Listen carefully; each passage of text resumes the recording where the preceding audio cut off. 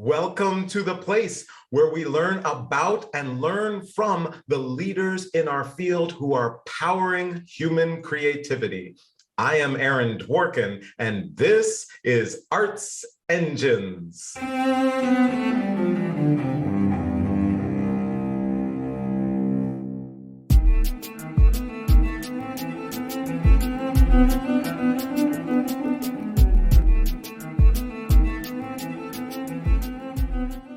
Thanks again for joining me here on Arts Engines. Today's guest is Marc Scorca, who serves as president and CEO of Opera America. Marc, welcome to the show. Thank you so much. It is really a pleasure to be with you today.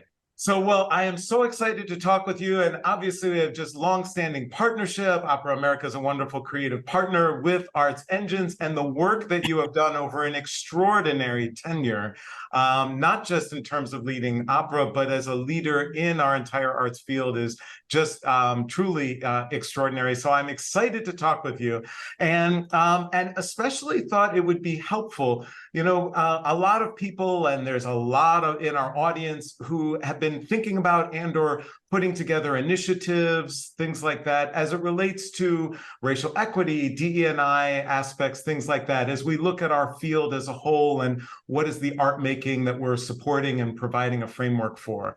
And wondering if you could kind of just share, number one, how you view that work as a leader, as an administrator. How do you view it? How do you value it? And then, are there any key aspects and or initiatives that are in place at Opera America that kind of reflect that approach and that vision that you have? Well, thanks so much, and I appreciate your kind words. And at some point, I will actually live up to that introduction. But thank you. I look at all of this work, and yes, we can put it under the heading of social justice, of DEIA. I like to think of it as how do we enrich our art form? Because there are so many voices, there are so many stories that have not been told on the opera stage, perspectives, musical styles, just really impressions of life as an American, life as a human being, that there's so much that has not been told, and that opera will be richer when there are more people interpreting the inherited repertoire and more people creating a new American repertoire. So in all of this, I see it as an opportunity to expand, enrich, make greater an art form that I have believed is great historically. So we are trying to welcome and encourage new voices in opera. An example, and this is about 10 years ago, when we examined all of our grant making in support of the creation and production of new American opera.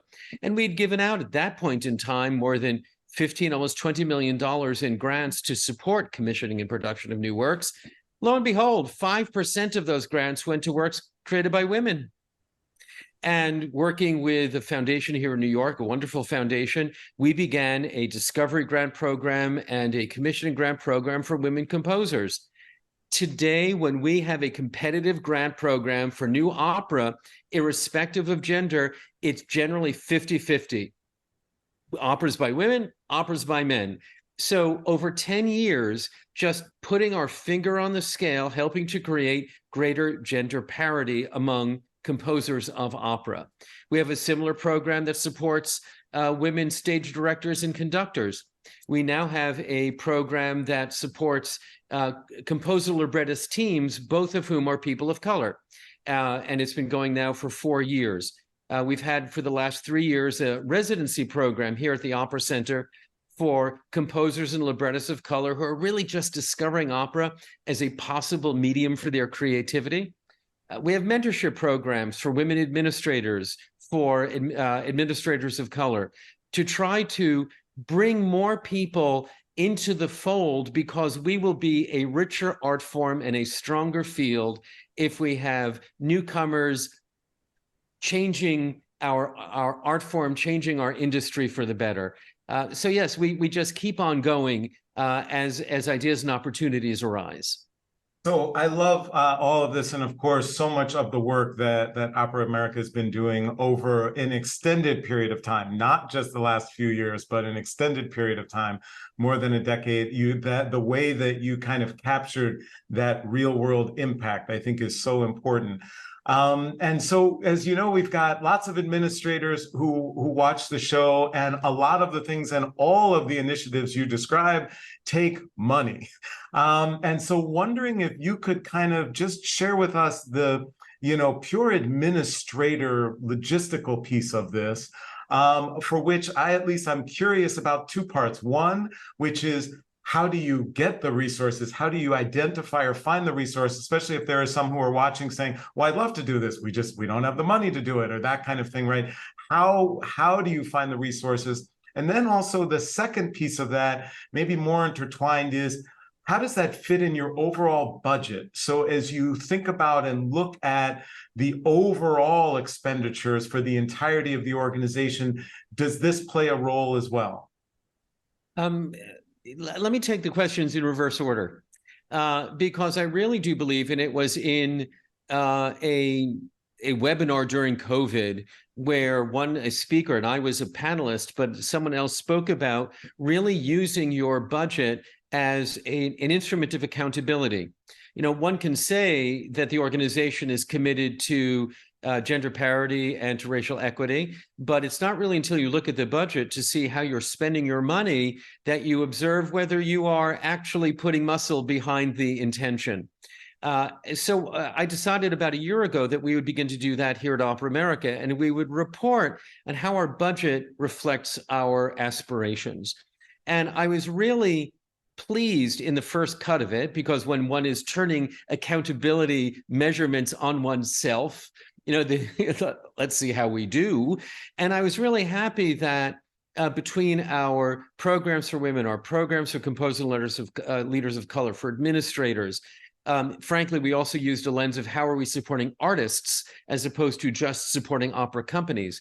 And what we found was that of our overall budget of about $6.5 or $7 million, that we were spending more than $2 million on our programs for artists of color, for women creators and stage directors and conductors. So yes, indeed, the majority of our outgoing resources were committed to these goals that we have for the industry. A budget can be a really great document from which to hold yourselves accountable.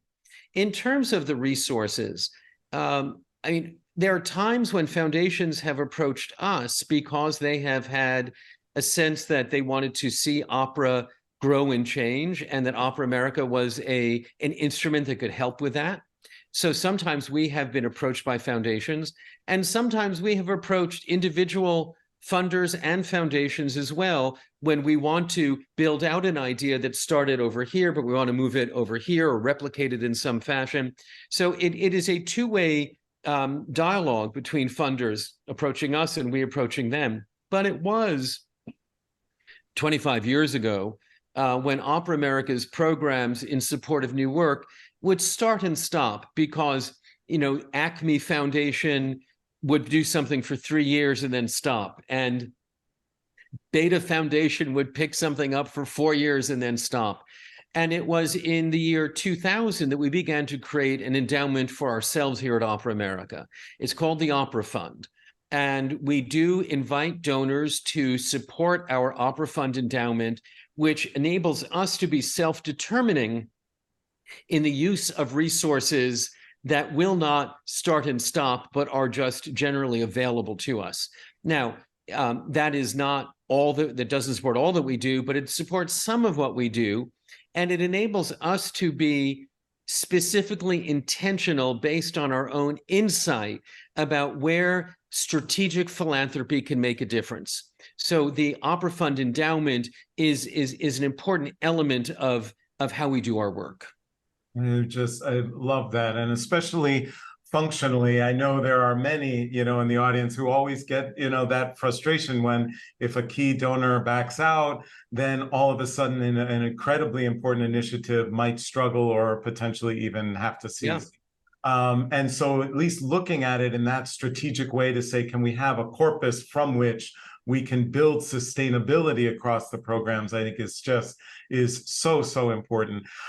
So also, as you think about this work and as we're kind of moving forward, and we've gone through extraordinary change in the last 3 to 4 years, is there any piece of this type of work that you feel is kind of the biggest challenge moving forward? Like, if we get this piece right, that will really make a big difference. Is there any areas that you're particularly focused on and or worried about? So let me take the next hour to answer that question. One of the things that we have found over the last several years, and people who've observed the opera industry will have seen this, and there are a lot of new works that are being done by composers who are developing opera in a way that really resonates with the world around us. And whether it is Malcolm X in Detroit now going to the Metropolitan Opera, or Terence Blanchard's works, Fire Shut Up in My Bones, or Champion, Omar, that has had such success around the country. I could go on with a number of operas. These operas are bringing in new audiences who have not traditionally felt that opera was a creative home for them. For me, it is great news that newcomers are coming into the opera house because of the new work that's being done. I want to make sure those people feel welcome and that they feel invited back to come again, maybe for another new work, or maybe because they want to see Carmen. So for me, the initial stage of attracting new audiences around a new American repertoire is really encouraging. But the bigger challenge is whether our opera companies have the capacity to sustain this repertoire, and whether they have the sensitivity to make newcomers feel welcome and to give newcomers agency in the future of the opera company, so it is seen as belonging to all and not just some. That, for me, is one of the greatest challenges going forward, building on some of the initial success we've had in the last couple of years.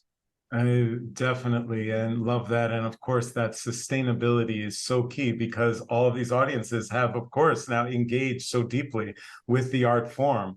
So unfortunately, we are just about out of time, but I always like to ask of all my guests, we all have these tough days, and when there's challenges that seem insurmountable, as a leader and as an arts administrative leader, are there any kind of key things that you do to find solace or strength during the tough times? Years ago, a mentor of mine, who's a great tennis fan, said, and this is during the time when Pete Sampras was the big champion. And he said to me, Mark, there are a number of people who play tennis as well as Pete Sampras. What Pete Sampras does better is he recovers better between matches. So I use that in the office here a lot, that our good work is a result of our effort, of course, but it's also the result of our recovery when things don't go our way. How fast we get back on our feet, how fast do we turn around and talk to another foundation or talk to that foundation officer again about next year. That we keep going, and we keep going more effectively if we minimize the recovery time and we display that optimism and recognize that no is just the slow way to yes. Marc Scorca, you truly are one of the arts engines who is powering human creativity in our world. Thank you so much for everything you do, and thank you for being on the show. And thank you for everything that you're doing. It's fantastic, and let's do it together.